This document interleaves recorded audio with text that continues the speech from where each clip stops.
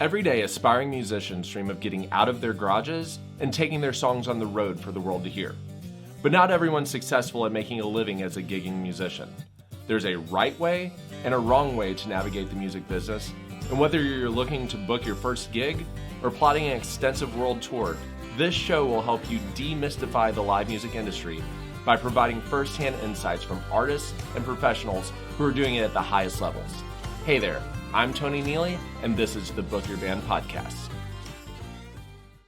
Welcome to this episode of the Book Your Band Podcast. As always, I'm your host, Tony Neely. I am thrilled to have another fellow Chattanoogan with me, Mr. Stratton Tingle, who is the Executive Director of SoundCorps. Stratton, how are you doing, buddy? I'm doing great. Thanks for having me. It's great to be on the podcast. Really happy to be here. Awesome, man. I do have to say one thing in the intro. Let's go ahead and get this right. It's pronounced SoundCorps, like AmeriCorps, Marine Corps, Peace Corps, Sound, C-O-R-P-S, SoundCorps. And not to just come out the gate swinging at you, but that is a thing that I normally have to say to folks because it is soundcorps.org, but it's spelled sound, C-O-R-P-S. Dude, I appreciate the fact checks. Absolutely. You bring it, man. No, that's great. When I first moved to Chattanooga from San Antonio, Texas, first thing I did was start asking around if I want to get plugged in, who should I get to know? Your name came up instantly. The organization came up instantly. And so I think I was at a SoundCorps event probably within a couple weeks of moving to town and had the privilege of being in bands that have worked several events that you've organized and gone to some of the panels that you've organized, and actually some of the people that are on panels that you organize are going to be guests on here. So I'm talking to Mike Anderson next week. So awesome. Don't know what's up with the fireworks, but I appreciate that. Hey man, I love that you're talking to SoundCorps panelists and making connect. That's what it's all about. Honestly, like what we do. I know we're going to get into what we do, but what I really the reason why SoundCorps exists for me is to help people build better and stronger connections in the music industry, especially for Chattanoogans to build better and stronger connections in the music industry.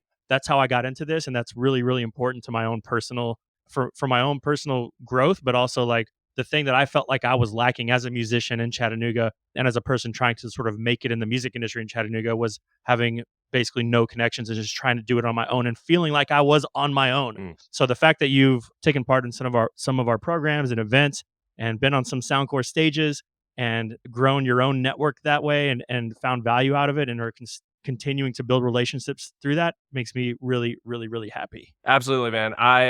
I was involved in the Nashville scene for a while. I was involved in the Austin scene, San Antonio scene. And I've told some of my friends in those other cities that they don't have what we have here as far as the very intentional growth of community. I feel like, Chattanooga is, for musicians, it's a big, small town. Everybody knows each other. Everybody plays with each other. And I feel that your organization is a lot of that glue that holds the scene together. And so I don't have a hat on, one of the rare times I don't have a hat on, but hats off to you. So you mentioned a little bit about your own personal journey. I know that you're a musician yourself. How did you make that transition from being a musician to being the executive director for an organization like SoundCorps? I went broke. That's how. It's pretty common story there. Went broke and needed a day job. So in reality, I had I graduated with a degree in film production, which was my backup plan to music. Such a great backup plan. And ultimately gave it a really good go as a young person, especially in music, trying to do it on our own. Decided to with a band and decided to try to make Chattanooga the place we did it from rather than moving to Los Angeles, which was where all of our film people were at, or Nashville or wherever, but Los Angeles was kind of like the obvious choice for us. And at some point, after a couple of albums and really going hard at it and pretty okay releases, especially for independent releases in 2007, 2009, 2011, ultimately at some point needed like something a little bit more stable in my life to pay the bills, and randomly got a job at the Chattanooga Chamber of Commerce, of all places. It was an entry-level position. It's just a job that I applied for and I got. And I was doing data entry for them and kind of like website management, which I didn't have necessarily a ton of experience in, but it wasn't exactly difficult. And from there, I took a lot of I don't know, I took advantage of a lot of what the chamber had to offer. So specifically what the chamber had to offer in community relations, community building. Obviously, they're very business focused, but they're very involved in the community in many ways in Chattanooga. And so I found myself going through the Leadership Chattanooga program. I went through the Holmberg Arts Leadership program offered by Arts Build. I found myself on the board of directors of a number of local nonprofit organizations, including Arts Build, our major arts funding organization. Found myself on the board of, at some point, Chattanooga Tourism Company. I was one of the founding board members of the Chattanooga Film Festival, and basically got really into community leadership as part of my day job. And I was still doing music on nights and weekends during that time. And so kind of both of those worlds, my daytime life at the Chamber of Commerce, which clearly focuses on economic development, workforce development, and business, like basically business community growth in the community, kind of matched up with my or kind of head butted really with my music career. And out of that, for me, came SoundCorps in many ways. Now, SoundCorps wasn't isn't really exactly my baby per se. SoundCorps really comes out of a large community conversation that was happening back in 2012, 2013, 2014, where local musicians were saying, "Hey, we want Chattanooga to be a better place to operate a music career.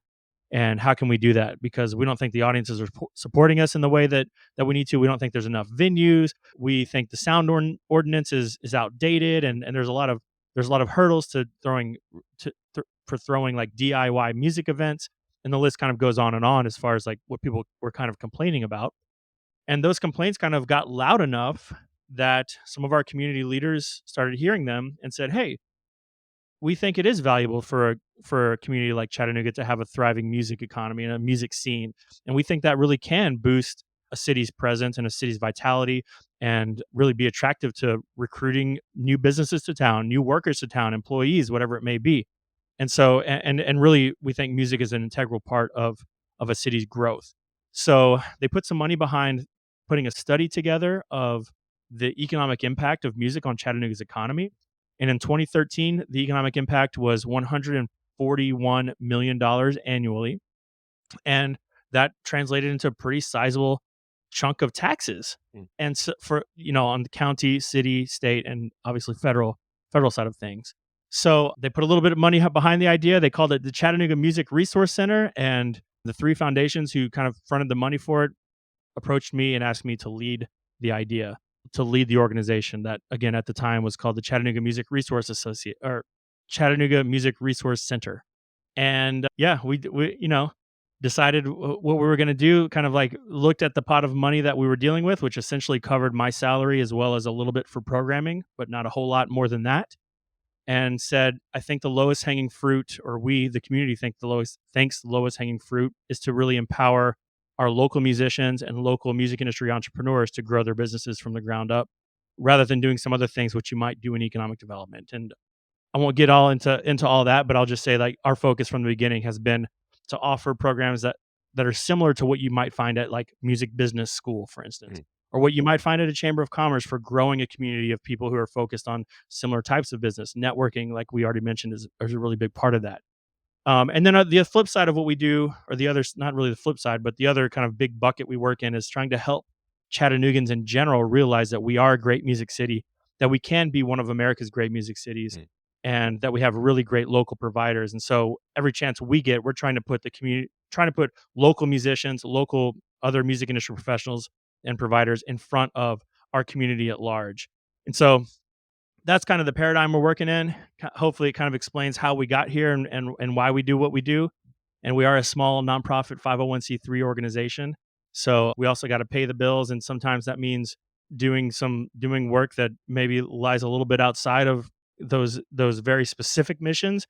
But when we're going after grants and building the company and trying to be like a stable company, sometimes we have to do things like partner with the Tennessee Person Centered Music Program, which was a program we ran with the Tennessee Arts Commission, which dealt with music and the lives of all Tennesseans who experience dementia and Alzheimer's, who may Mm. be in a Tennessee nursing facility. So we're doing things like that, bringing jobs to Chattanooga that are in the music industry, and that ultimately foot the bill for all the other stuff we do, like the Road to Nightfall, which you're familiar with, Mhm. our panel series, our online local music industry directory, and I could go on and on and on about all of our programs. But that kind of gets you an idea, I think, of probably what we're doing. Yeah, and I definitely wanna come back to talking about more of those programs. So, I was sharing with you before we started hitting record, I grew up in Cookeville, Tennessee, which is a college town.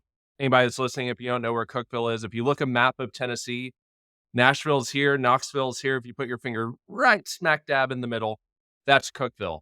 And Cookeville has, because it's a college town, has a phenomenal music scene. There are incredible musicians that come out of there that go on to do great things. I mean, just a few off the top of my head. Right now, we've got my buddy Patrick Mayberry, who I played in 8 different bands with, who's signed with Centricity Music and blowing up in the Christian world. Ethan Ballinger, who is Miranda Lambert's lead guitar player. His parents were the Cluster Pluckers, which were Chet Atkins' backing band. Judah and the Lion are Cookeville, folks. So there was always this great music scene, but there was never really a good music economy there.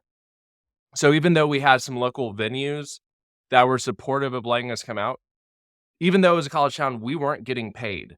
We would have to go to Nashville, Knoxville, Atlanta, Chattanooga to get paying gigs. So my first question for you is, if we have some musicians that are saying, "Great, SoundCorps, that sounds amazing. I don't have something like that in my town." What are some steps that musicians can start doing now to start transitioning their local music scene from being a scene to being a thriving music economy? Yeah, I think that's an interesting question on multiple points. The easy answer is just move to Chattanooga, bring your music here, we'll help you out. Like come to Chattanooga. Mm, And that's my like, political hat on and whatnot. But it's also true because you're right, not a lot of cities have an organization like mhm, SoundCorps. And we really do try to focus on helping local musicians build their careers here. I will say that I don't think that necessarily every musician should care or does care about, especially if they're just like, especially if they're the artist, mm, I don't know that they care about the local music economy per se. But I'll tell you, it does start to matter when you're really trying to make your living off of especially live musical performances. mhm, It really starts to matter. It also starts to matter if you're, thinking about being an integral part of the music economy and opening a venue or building a new event like a festival or a big event in your town. So that's when it really, really starts to matter when you really start getting a little risky with your own money mm. and trying to like make it work to put food on the table.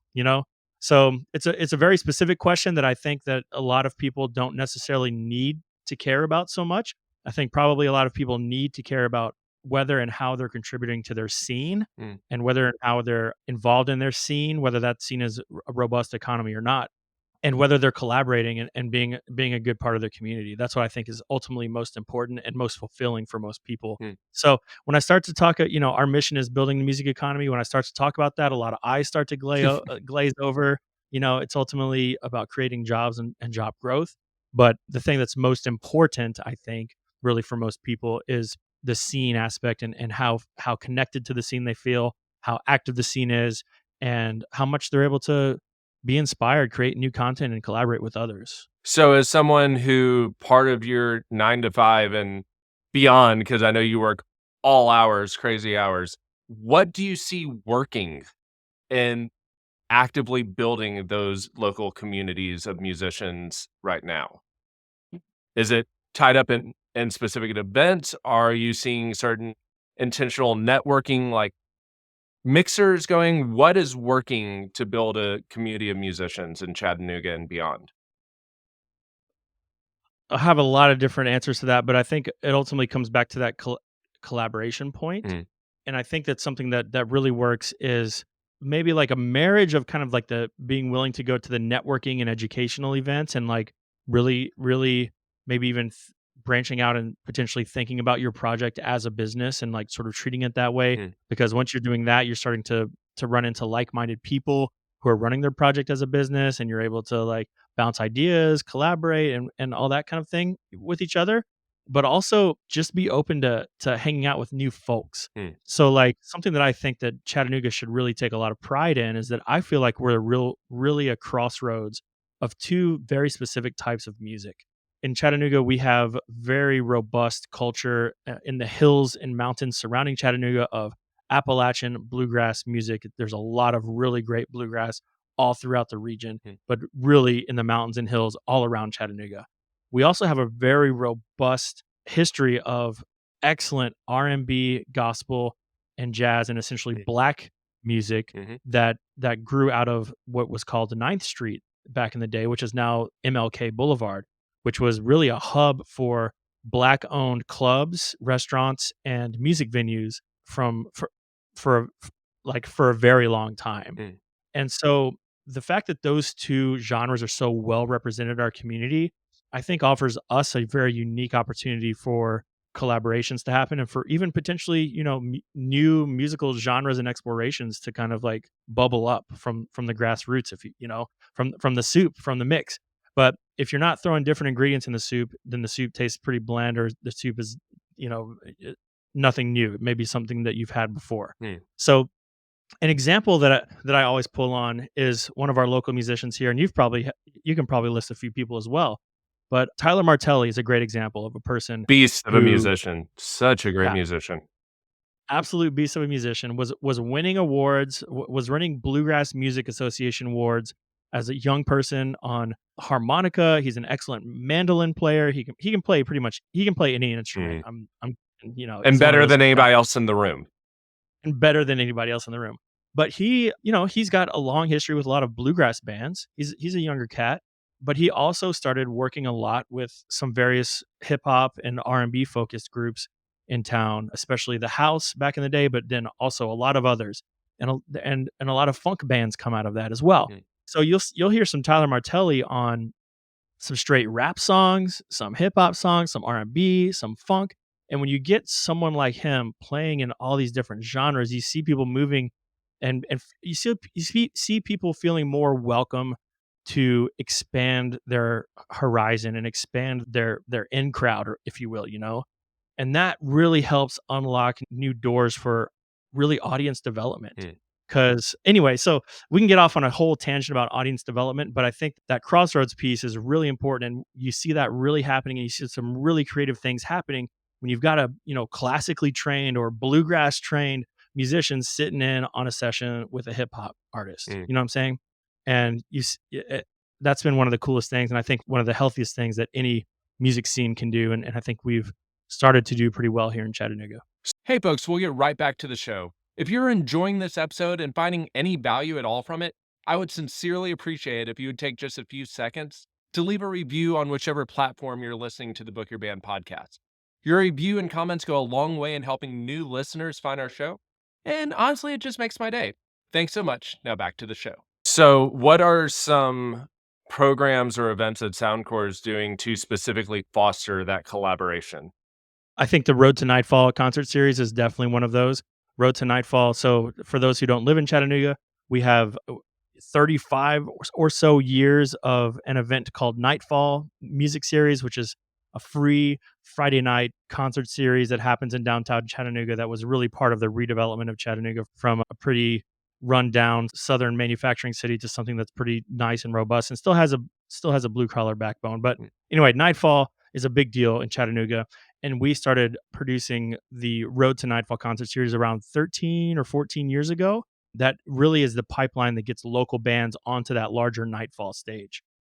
So it's a competition. We have 30 bands who sign up to compete in the competition. Ultimately, we have 30 spaces for bands to compete. It's over 5 nights. There's 6 bands per night. One winner of each night moves on to the finale, and the winner of the finale gets to headline the Nightfall concert series at some point in the summer. And so you'll see all types of genres. I mean, you've performed in Road to Mhm. Nightfall before. What did you make any connections, and did you meet any musicians there that you hadn't known before? Yeah. Oh, absolutely. I mean, that's when I first met Danimal Pinson was at one of those nights. I first met Nick Letsko at one of those events, and some of the Strung Like a Horse guys, obviously, I think I first met Tyler at one of those events. My band, Foothills, we do a lot with Randy Steele and his various groups. And I think I first met him at one of those events. Obviously, the guys in my band had extensive background with him. So those have absolutely been a great opportunity to get to know other people, and not only musicians, but also entrepreneurs. So like Diamondback Guitar Works and stuff, getting to know the guys from over there and seeing their instruments being built, building those relationships. Uh, so yeah, it's been a great event for me just to help foster relationships, as well as the Take Note series. Would you mind talking a little bit about the Take Note series that SoundCorps puts on? Yeah, for sure. So take note as our panel sessions, and we generally do those once a quarter, although they've expanded somewhat now because we also kind of run. So we are the administrators of the Chattanooga Hip Hop Summit, and as part of that, we've started incorporating Which is quarterly panels. blowing up. The Chattanooga hip hop scene is it's exploding. Yeah, yeah, yeah, exactly. But these panels essentially we bring in usually folks from out of town to serve on a panel, and often we're talking about a certain trend or topic in the music industry that might be important for people to know about. So it's like what you would find at a music industry conference, usually 3 or 4 people on stage talking about a certain thing. So it might be on current trends in marketing, it might be on sync licensing and music placement in TV, film, and video, commercials or whatever, video games. Might be something for artist managers. The list kind of goes on about what the topic could be, but ultimately we bring in people who we think will be. A lot of these people are interested in learning more about the Chattanooga music scene for one thing, because they're often looking for clients, Mm. and especially up and coming bands. Everybody's on the lookout always for up and coming artists, bands, rising stars, and songwriters. But we also really value bringing new people to town for our local musicians to meet and build their connections with. It goes both ways. But those events attract a certain type of person who's pretty serious about their music career. And out of that come a lot of collaborations usually. And we always, there's a networking aspect to it. We always encourage people to meet someone that they didn't know before and to make sure that they're expanding their career through these face-to-face interactions, which is like really, really valuable for any scene. Mm. So that's something intentional, doesn't cost a ton of money. If someone wanted to do it in some other community out there somewhere, just put together a networking event. What's your chamber of commerce doing? And bring in someone from out of town, pay their hotel bill or whatever, get them to town and throw them a couple bucks, buy them a couple drinks, and let them speak on stage and see who comes out, see who makes connections, and start building something from there. That's basically what we've done. And they're really well attended, and they go great. I've loved everyone that I've ever attended. Like I said, it's been I've several of the people that I've talked to and going to be interviewing, like I said, Mike Anderson, who's stage manager for George Strait, Reba McEntire, runs his backline company. I've met him at one of those events, kind of kept up with him, and I'm interviewing him, I think, in 2 weeks for Yeah. this show. And that all came from that series. So for a lot of musicians, we just like playing our songs. We feel that we have created an artistic expression. We want to get out and share it. We want to get on stage. We want people to hear us. But a lot of times we're not thinking about our impact beyond that. So since a lot of the folks who listen to my show, I would call them social media musicians. There are folks that have gotten really comfortable playing music in their bedrooms or in their garages, and they're just now starting to play out live. Can you help these musicians who maybe don't have the background live experience understand the role that live music plays in building their community, how it helps their community beyond just the financial impact? Yeah, I mean, you threw that little caveat in there at the end. I was gonna say that, the live music, especially in the age of streaming, the live music is where the paycheck is at in Mm. many cases. So that's one reason why it's really important for musicians to be developing those skills. I will say, kind of to segue into other than the financial aspect, one great place to develop those skills for yourself is in the streets. Mm. So we run a program called Sidewalk Stages, which is a street performance initiative here in Chattanooga. I myself have been a street performer and still I don't perform on the street that much anymore, but still happy to. I think it's a really important way of helping the local community to connect with local musicians that they otherwise may have never known about. And that's especially true for those of you producing music in your bedroom and not playing out anywhere. The street is a great place to take it. It's a great place to develop your repertoire. It's a great place to learn some skills about projection, about drawing a crowd, about entertaining people who weren't necessarily expecting to be entertained, and honestly about meeting people who you didn't plan on meeting, didn't know were going to walk by you, but who are really, really interested in your music and want to support you.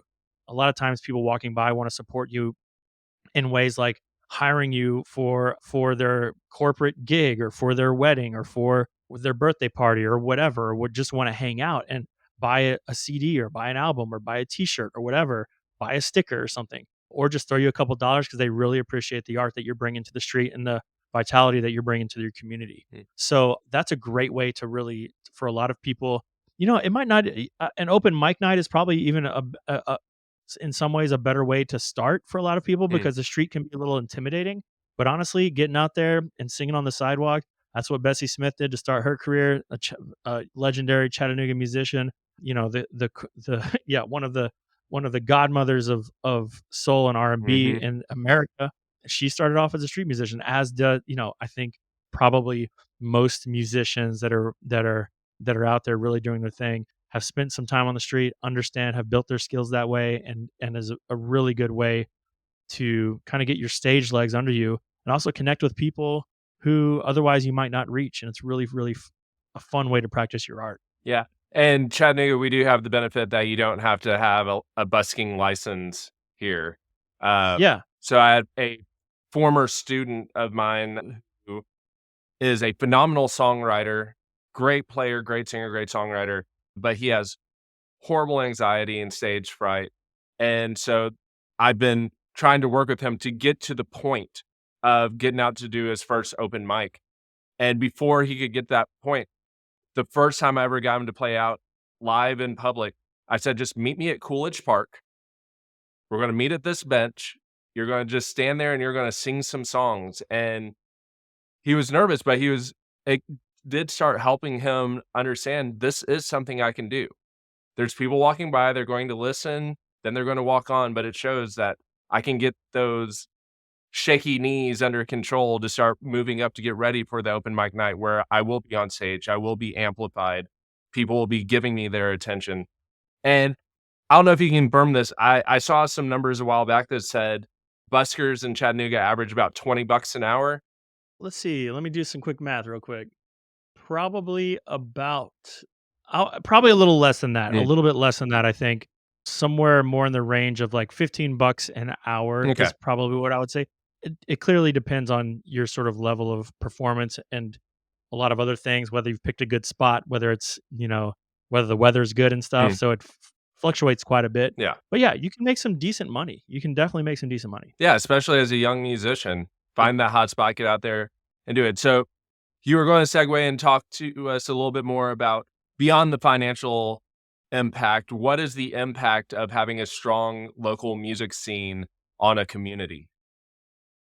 Well, my own personal mission in life is to funnel love to the world through music. Mm, And so for me, the impact is a human connection thing, is as an emotional healing thing, a mental health thing, a physical health thing, and really, music is the driving force in my life.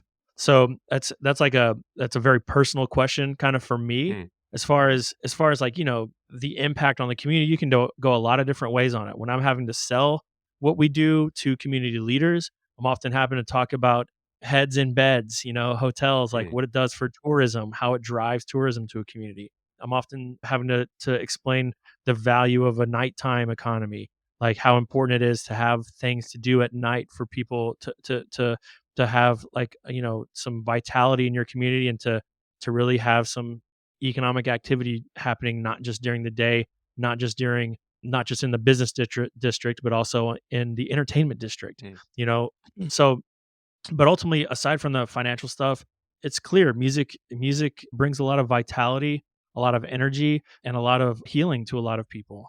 So to me, that's what it does. It's a healing force. It's a force of love, and it's a force of vitality for any community. So you had mentioned that a lot of what you have to do is kind of sell local civic leaders on this idea. Can you talk to us a little bit more about the ways in which you interact and try to sell the local music scene, the local music economy to leaders at both the state, local, federal levels? Yeah, so that gets into how SoundCorps is funded, and so I have to talk to these people to exist and to have a job, and for our organization to do what it does. So we are we're funded by and really in 3 ways. We're funded by grants that we apply for and go after and get. We're funded by individual and sort of corporate sponsorships, which are basically philanthropic donations, and then we're also funded by earned income, so money that we make through mostly events or even our sound bites. local music subscription service and things like that. Mm, But grants make up the vast majority or the largest part of our annual budget and how we make our money. And so that's where I'm like this, keeping track of our statistics. How many people are walking by a street performer in a given day? How many people are interacting with that street performer? Generally, it's about 10% of the people who walk by actually interact with the person. mm, So we try to put people in a situation where they have 300 people walking by in a 2-hour period, 150 people an hour walking by. So that's a pretty high traffic area, mhm, you know? So you kind of get down to that granular level. You actually figure out of 300 people, 30 people have actually interacted with that person. And on average, they gave X, Y, and Z amount of money. And on average, they were, around for 10 minutes longer than they would have. And there's some local businesses in the area who will definitely pick up on some of that business. So you get into areas of study and statistics and analysis in some of this work that gets pretty granular, pretty specific. But you kind of need to, especially when you're applying for grants with the state, like through the Tennessee Arts Commission is one of our larger funders. When you're applying for grants through local foundations, so for us that means the Benwood Foundation, the Lyndhurst Foundation, McKinsey Foundation, McClellan Foundation, the Chattanooga Community Foundation, a lot of local foundations who have a mandate to give their money to causes, but do require robust reporting and pretty robust grant applications that need to make sense for whatever their objectives are. And then also, a lot of times that means we need to be having good partnerships and good collaborations with the city of Chattanooga, with Hamilton County, with a lot of other nonprofits in our community, with Hamilton County Public Schools and the library. The list kind of goes on and on about civic organizations that we really need.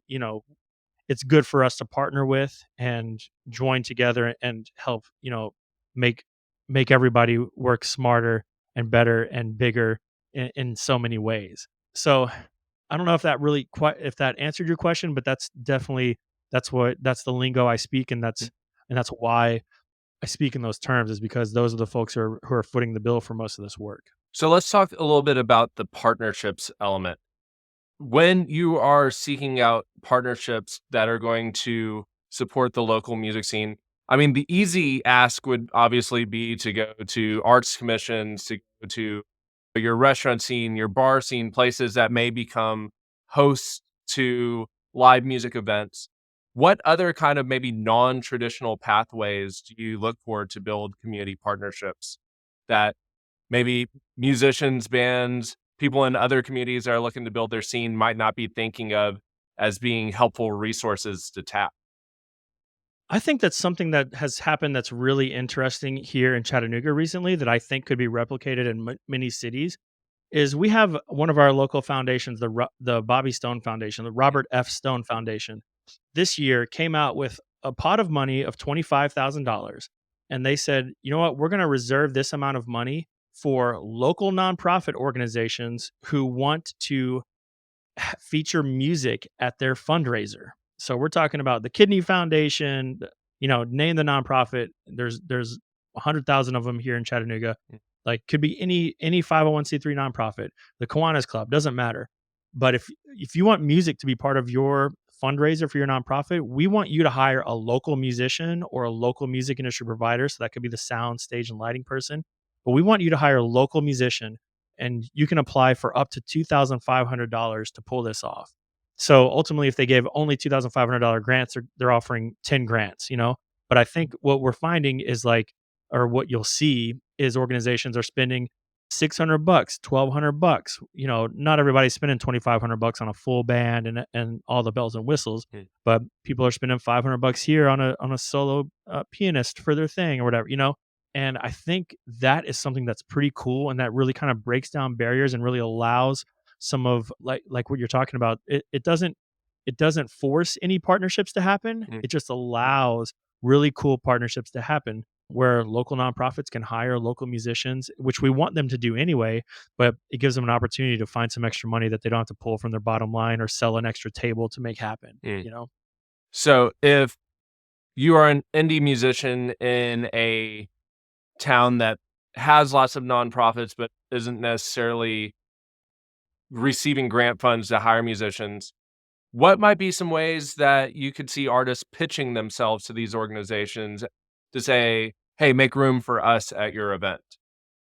Yeah, I mean, I think it comes down to that's a very transactional approach. I think it comes down to we will help you sell tickets to your event. Mm, Like we will ensure that your fundraising, and we will ensure that your fundraising goes well at the event. And we will make sure that we're speaking about the fact that you are that this is a fundraiser on mic, and if you have a raffle or if you have a whatever your fundraising mechanism is, we'll be promoting it from the stage. mm, So that gets into the area of like where I see like DJs doing a really, really good job that a lot of musicians takes a while sometimes to learn is the fact that like when you're on stage, especially at a bar, really what you're doing, I mean, sure you're selling tickets, but to your show, but also what you're doing is you're packing that venue out and most likely you're trying to sell alcohol. mm, And so musicians, you learn at some point that it's a really, really good idea, especially if you're playing a lot of local venues, to be making shout outs. Hey, remember to tip your bartender. Remember the drink special tonight or whatever we this special thing we've got going on, and you're really selling drinks up there. You mhm, know what I'm saying? So same thing goes to nonprofit fundraisers.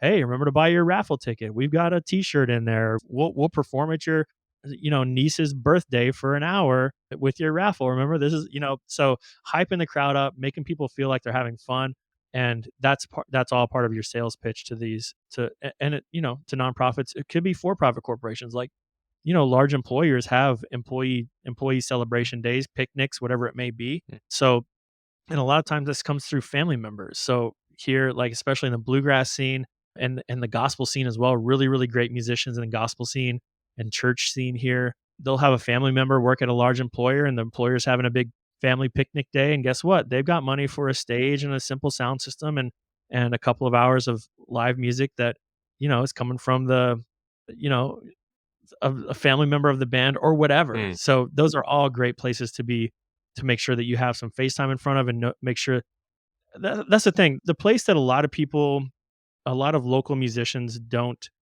focus on very much. It's like folks like yourself with young kids, mm, or kids, period, because a lot of those folks have kind of graduated out of the nighttime, like bar scene, dance scene, and whatnot. But those people still have lives and still love music mhm, and just may feel disconnected from the scene and can't come out or don't want to come out at 10 p.m. for the start of a show at the late night rock club, but would love to feature you at their corporate picnic mm. or whatever, and love to be around live music and want their kids to be around live music too. So that can be a really, really good place to be selling yourself as a musician, especially for daytime gigs, which can be really, really lucrative and don't interrupt your nighttime schedule. Yeah, I think it may have been Polestar just had an article that was talking about how the next big movement in nationally touring artists are matinee shows because Yeah. it's exactly right. We have kids, we still wanna be part of the live music scene, but we don't wanna be out till 2 in the morning seeing shows, and Pilgrimage Music Festival up in Franklin, shows you how old I'm only 38, but I'm an old man at heart. I love that festival, and I've gone to it several times because the headliners go on at, like, 6:30, and I'm Yeah. I'm just like, "That's great." I've had a full day of music, Yeah. and I saw the headliners, I saw the side shows I want to see, and then I can go get a good night's rest. I also always tell people brunches. Yeah. If you wanna start making money, like, in your community, find a venue that's having a brunch and show up and play because people always want music at brunches. Absolutely. Brunch is a great place. That gets in direct competition with church, Mm. and church gigs are very lucrative for many and pay the bills for a lot of local musicians as well. Well, So I mean, that's both where of those. most of my life has been spent, has been in, playing in worship bands in Austin, San Yep. Antonio, Nashville, fly dates across the country, stuff like that, and you get into the right circles, yeah, they definitely will pay a lot more than a Tuesday night gig at your local dive bar or whatever, for sure. Since we're on this kinda non-traditional route here, I know one of your specialties is finding non-traditional venues with some of the underground dance parties and stuff you put on, so for musicians who are wanting to play live but are thinking, "Hey, we don't really have clubs in my town, we don't have a lot of great venues in my town. What are some alternative spaces that they might be looking to where they can start hosting some shows? That really, I mean, that is such a broad question. It depends on your town. Mm, And I think that like ultimately what you have to lean on is your ability to lead and your ability to make something happen. You get up and go basically, mm, and your ability to be creative. The laws about special gatherings, especially if there's alcohol involved, are very different from town to mm, town. Compliance looks a lot different from place to place. And, I know how to navigate a lot of those things here in Chattanooga. I find myself in front of the beer board in Chattanooga often because I'm throwing as part of SoundCorps and other stuff. I'm throwing large events that attract thousands of people. So I'm more comfortable these days, like working in those circles, and I understand like the real rules. I didn't always understand that, and sometimes put together. I've played plenty of house shows. I've hosted a lot of house shows, which are technically pretty much probably all illegal for the most part, especially if you're charging a ticket price and or selling alcohol in some way, which I can't condone here publicly, mm. but it's certainly a thing that happens. So it just depends. Hypothetically, Yeah, it transactions are just made. yeah, and it depends on how like comfortable with risk and also how dumb you are. Like if you're dumb about it, you ain't gonna last very long. Like if people are gonna get hurt, injured, if the place is gonna burn down, if everyone's gonna get trapped inside during a fire, which happens Mm, at music venues, at underground events, not only are you gonna die, but you're also gonna like completely lose your will to want to do this type of thing. mm. So you got to be smart, if and it all starts with probably house shows. Most likely is kind of how anyone gets kind of started in doing this kind of thing, promoting events at local clubs, at local bars, making sure that you're bringing audiences out. And for smaller stuff, doing house shows. And then from there, you can grow it. Once you figure out the rules, once you figure out why the police are coming or how you can work around some of that, it just depends on your community. And it's every community is different in those regards. Absolutely. So I do want to go back to something else that you mentioned earlier. You were talking about promoting mental health of musicians. I know we in Chattanooga, we've experienced loss. We've had some people that are deeply, deeply embedded in the music community here who have taken their own lives across the last couple of years, and that's definitely led to a lot of a lot of trauma along the community, a lot of sorrow and stuff. But I know that Soundcore has stepped up and tried to be very proactive in promoting mental and physical health among artists in our community. So, can you talk a little bit about the ways that your organization is trying to help promote mental and emotional health and physical health for artists here? Yeah, I would say that like Soundcore has been pretty reactionary rather than proactive Mm, about the subject. So I'm not going to give us like an A plus on addressing this topic. I think that an organization that continually does really good work in this area is like Nucci's Space mhm, in Athens, Georgia. A lot of people are familiar with them, and if you're interested in that in this subject, especially in music, that's an organization you really need to know about. Nucci Space, Nuci apostrophe S, and that's in Athens, Georgia. mm, Learn more about it. Just Google it or whatever. I think that so when I say that we've been reactionary, we've tried to offer some kind of some grieving. I don't know exactly how to term these events. Some processing, mm. grieving kind of, I guess, access to licensed Yeah. therapists is probably the best way to put some of the work we've done in this realm. And it's always been when we started the work, it's been in reaction to the loss of a member of our music community, specifically through suicide or overdose. Mhm, And yeah, I think it's a really pervasive issue in the music, and always has been in music communities and circles around the world. I think that society is moving in such a good direction with people being more open about the fact that mental health is part of overall health, and mhm, releasing the stigma, any kind of negative stigma around talking about mental health, and talking about issues, in terms of clinical diagnoses and disease. I think all of that is really healthy, and I think that I'm glad that we're able to address some of these issues more head on than what's been acceptable in the past. And I endeavor for us to continue to be open with one another about these types of things, and vulnerable about it, because that's the only way that anybody moves forward and progresses, and especially in a healthy way, around these issues.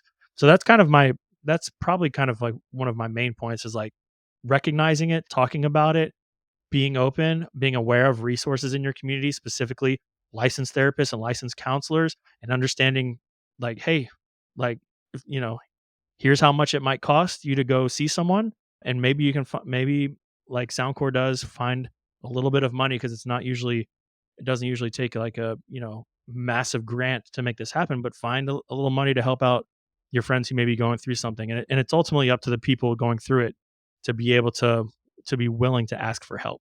Yeah. You know, I yeah, I think that for so long we have just accepted the moniker of the tortured artist, that we yeah, just kind of, as musicians, have accepted that it's part of the creative process.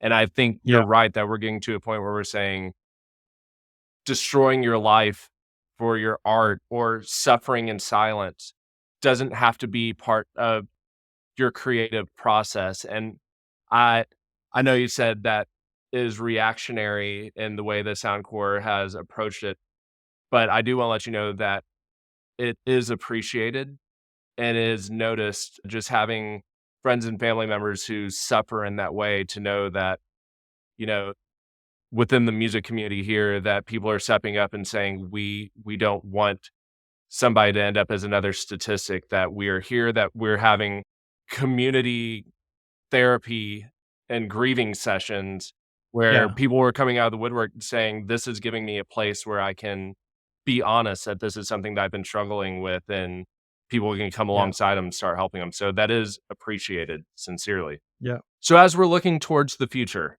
what yeah. what do you see coming down the pike for not only Chattanooga, but for live music in general, as we're looking at, new trends, new technologies? What do you think is kind of on the horizon, both here and abroad?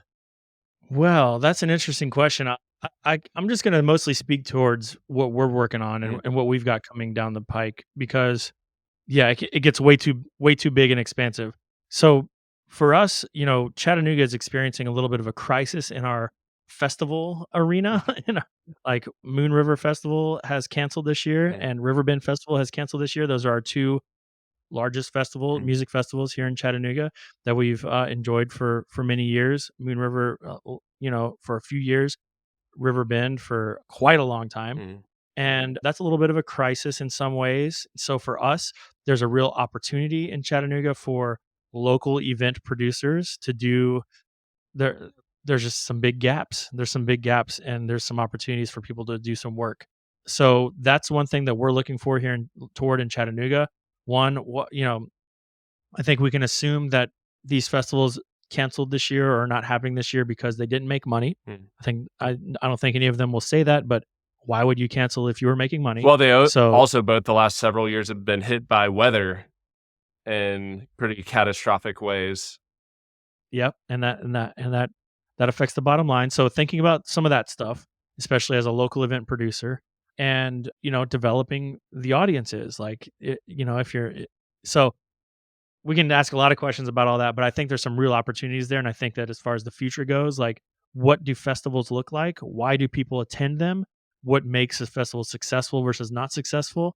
And I sense that a locally led and locally produced events are gonna be more important Mm, for many communities into the future, more important than nationally organized or organized by, a large company that this is just one of their many festivals in a large portfolio of festivals.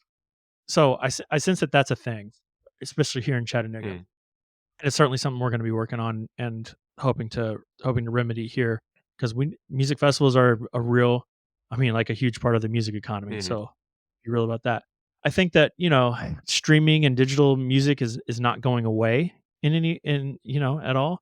And so as far as like something to be mindful of as a creator and as a person making music and potentially hoping to make money off of music, understanding what role the digital world plays in your overall career and outlook, I think is really important, and making some decisions on how much how much effort and time you're willing to put into the digital arena versus, the live arena versus, and also songwriting and just making music.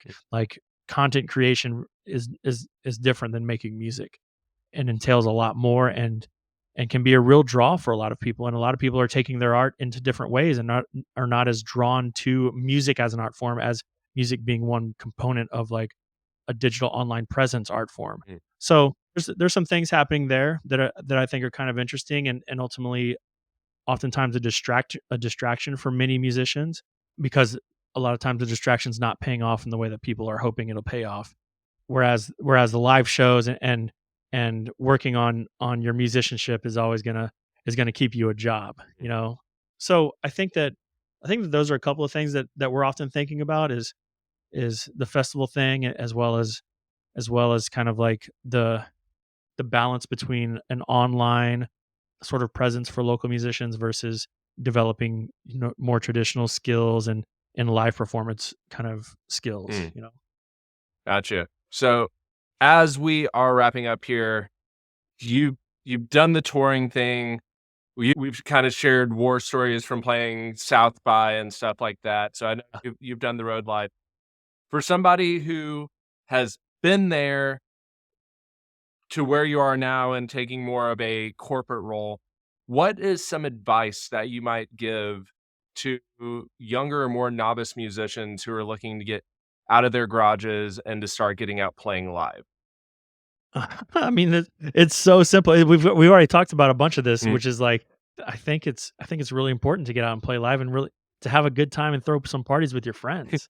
I think that's the advice, is like, throw some parties with your friends and be the life of the party, and it's going to be really, really, really fun and very rewarding for everyone involved. Mm. And it still is. I still throw parties nonstop. And I saw a meme recently that was like, it was like, if he's 25, if he's over 25 years old and still is promoting parties, then he's a loser. I was like, damn, I guess I'm a huge loser, because I'm definitely still doing that.